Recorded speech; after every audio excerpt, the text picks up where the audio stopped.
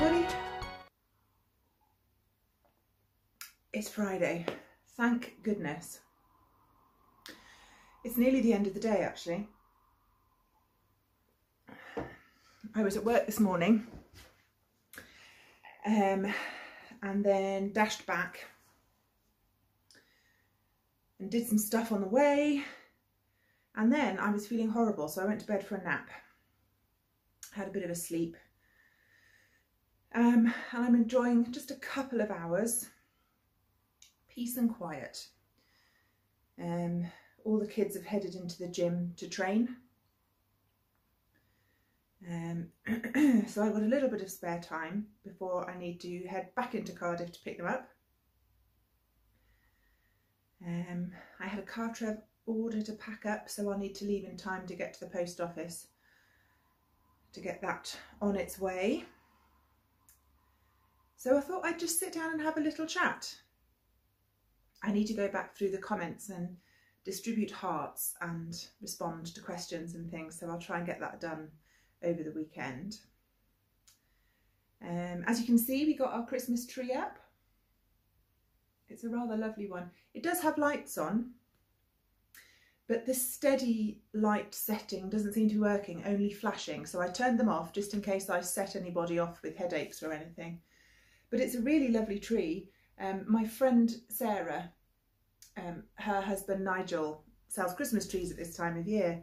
So they only live around the corner. So he very kindly dropped this tree off for us on his way home one day.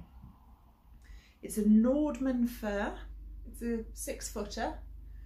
And it wasn't as easy to put up as I'd hoped because the trunk was really thick. We've got one of those like Christmas tree bases with screws, so it's adjustable, and it was too thick for the widest setting. So Dave had to spend half an hour the other day trimming the trunk down so it fits.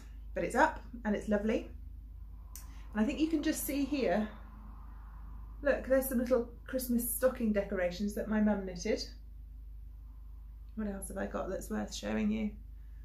Oh, I think I show these to you every year, but I'm going to do it again because they're just so fabulous.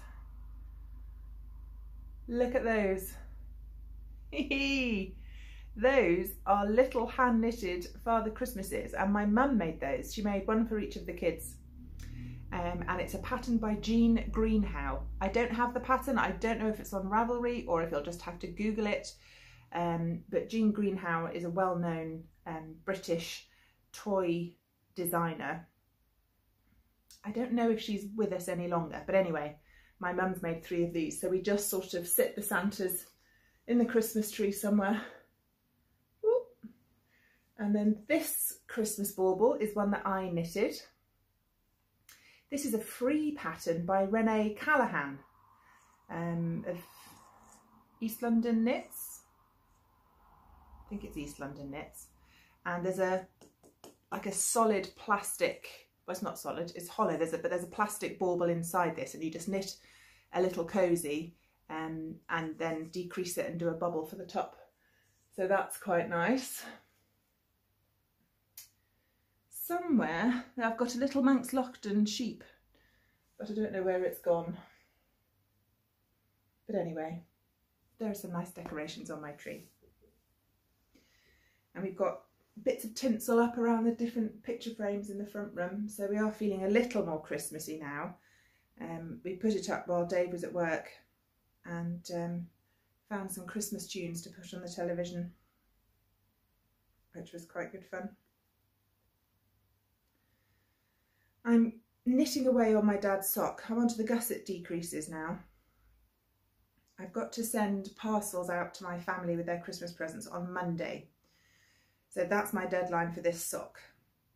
If I don't make it in time, doesn't matter. I'll send him 1 sock and an IOU for the other one because I'd rather everything else got there on time. But I might make it. Depends how busy I am, I suppose.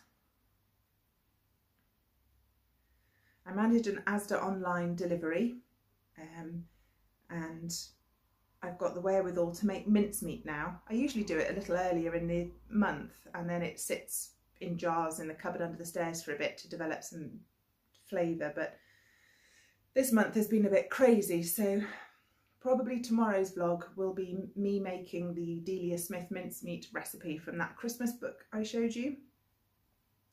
Thank you, by the way, for all the comments on that. It's funny what triggers discussion on my videos. It's often the things you least expect. So yes, it was really interesting hearing about all the different classic cookbooks from all over the world, and some people I'd never heard of and some that rang a bell, so that was really interesting. Worth a little read through if anyone else is interested. What else have I got to tell you about? Plans for the weekend involve finishing off painting Jocelyn's bedroom, because everything upstairs is all topsy-turvy. And it's starting to drive me a little bit insane. I have to sort of shuffle sideways between a desk, a chair and an IKEA Kallax unit to get to my bedroom. So it's a bit, yeah, it's a bit of an obstacle course. And I've got some paperwork to do. There's always paperwork to do.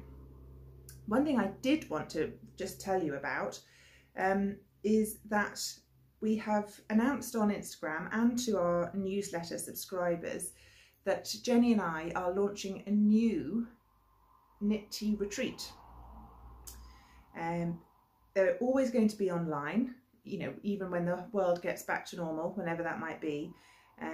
This pandemic year has shown us that online retreats can absolutely work. So we decided to introduce a new one in February. And they're going to have a particular theme, and that will be different each year. But our first online February retreat is going to have a Nordic knitting theme. And we've got a keynote speech by Carrie Westerman.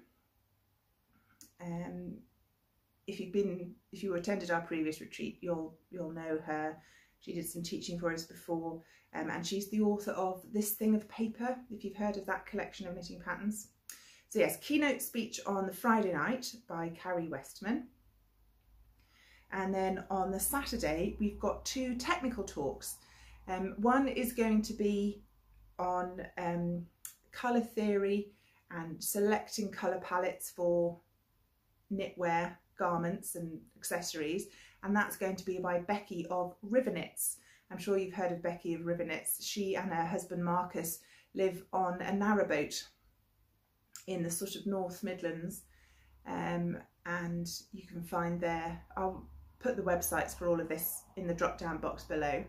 So Becky's going to be talking to us about colour theory, and then Estelle of Midwinter Yarns, again all her website details will be down below, is going to give us a bit of an overview of the traditional yarns, Scandinavian yarns, and a little bit about mills and sheep breeds and things like that. Estelle is based in Scotland with her husband Mark.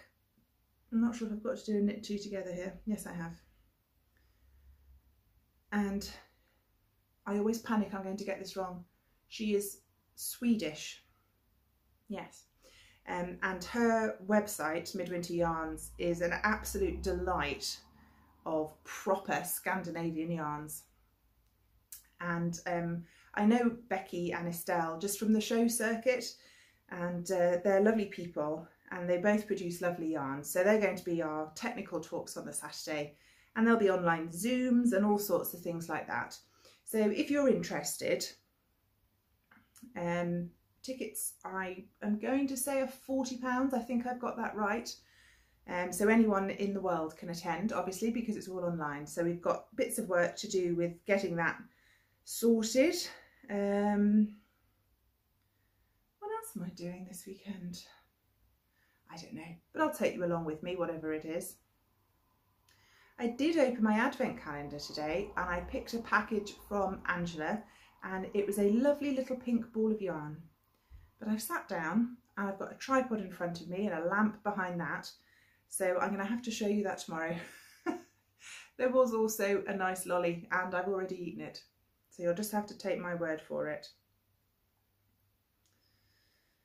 Right, well, I'm done for the day.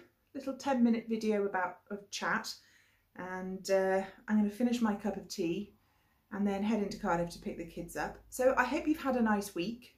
Thank you for everybody that's been watching along. If you enjoyed the video, please give me a thumbs up and click subscribe. Yeah, and I'll see you tomorrow. Bye.